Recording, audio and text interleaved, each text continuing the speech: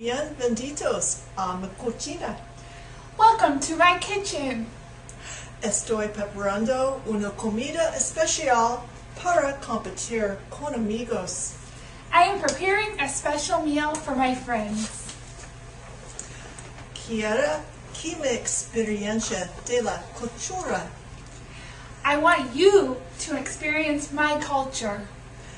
Los tamales son parte de la cultura en muchas partes del mundo. Tamales are part of the culture in many parts of the world.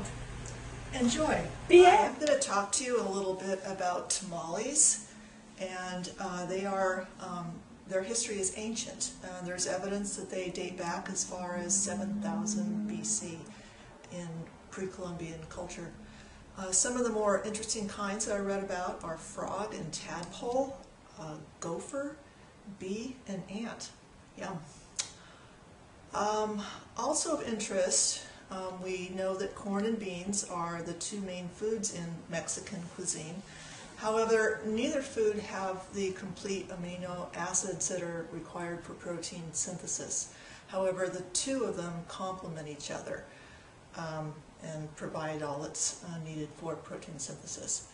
Now, since I moved from Phoenix, I no longer have a place to buy tamales. So I was recently in LA and began my search there, trying to find a small family business.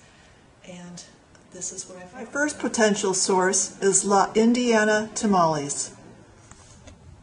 Okay, so before I go look for La Indiana Tamales, I'm able to go to their website and get a product information sheet that lists the ingredients. That's what you're looking at right now, and we're looking at beef tamales. Lard is the second ingredient. Also, another ingredient circled at the top is BHT.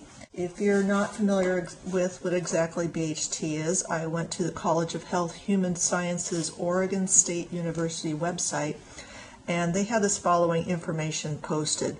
They said the possibility that BHT may convert other ingested substances into toxic or cancer-causing agents should be investigated. BHT is prohibited as a food additive in England. Wow, that's nice to know that's in tamales. Another item that is circled down below is monosodium glutamate, and so we also have MSG. And something else I'd like to point out down below is the sodium content is 980 milligrams. Well, I came to Ralph's looking for La Indiana Tamales, which was a family-owned business for 26 years and opened a new facility to widen their distribution, and Ralph's was listed as one of them. Didn't find them, but I did find another brand called Excellent, and it also has MSG. Alright, here we are at Alberto's, and this is where we're picking up tamales tonight. In downtown LA. And there are bars on the doors, so the tamales must be really good. I'll catch up with you later. Share with you a cultural and political side to tamales, uncovered in an advertising campaign by the Armour Packing Company in 1898. It actually has little to do about tamale as a food. It's about an ethnic food, a Mexican food. The ads you will see market Mexican food as an experience, making it powerful. But first, I have to set the stage. The scenes in the advertising evokes two events in U.S. history.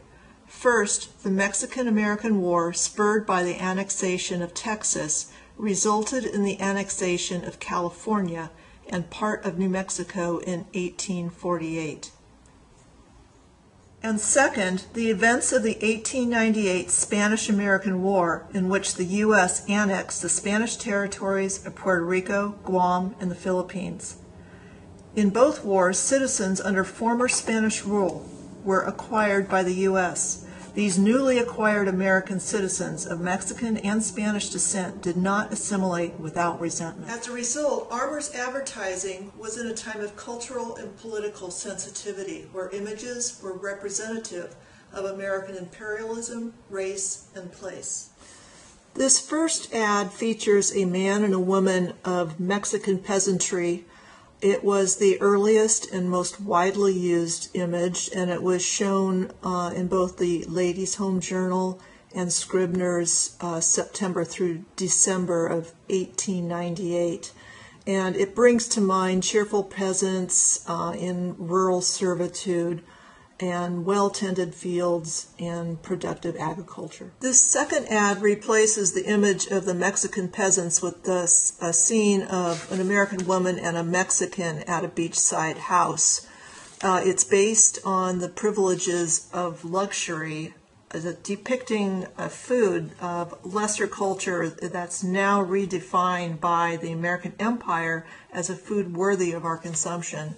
This was shown in the Ladies' Home Journal, March of 1899. This third and final ad shows a Mexican man in a sombrero, serape, and chaps purchasing a tamale in an open-air market.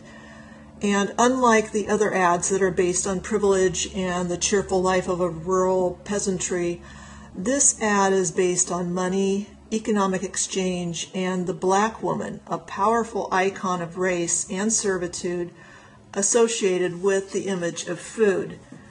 So this is a great example of how domesticity and consumerism are intertwined with nationalism. This was shown in the Ladies' Home Journal, April of 1899. So for the recipe, I'm going to be posting a link to the website because it is 2 pages. It was the most authentic traditional recipe that I could find. And just a heads up here, the prep time is 5 hours, the inactive prep time is 5 hours, and cook time is 6 hours, so I would not advise doing this home alone. The beginning of this video depicts an ancient food that essentially has become fast food for even family-owned businesses, and because of this we lose the connection that slow food represents, that of understanding and valuing the conditions under which it is made. And what was fascinating the most to me in this video was the research that I did on the tamales, and I had no idea how food could be so marketed and politicized to manipulate populations just through symbolic images such as the advertisements that I showed you. Anyway, I really enjoyed this assignment. I hope you enjoyed viewing this. I would really like to thank the Strat Commerce for helping me produce part of this. It was a lot of fun, and thanks. Olay! 3, 2, 1. Yeah, we should have a countdown. 3. Right. Okay. 3, 2, 1. Olay!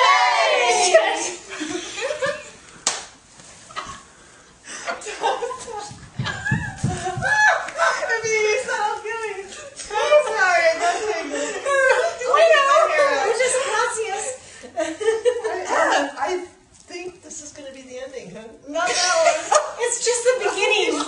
It's just the beginning. Can we do it again? 3, 2, 1. It might be the one I used. I know.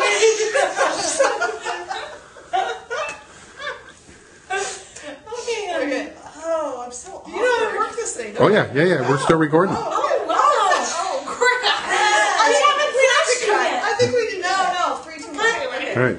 3, 2, 1. Olay! Aaron. That's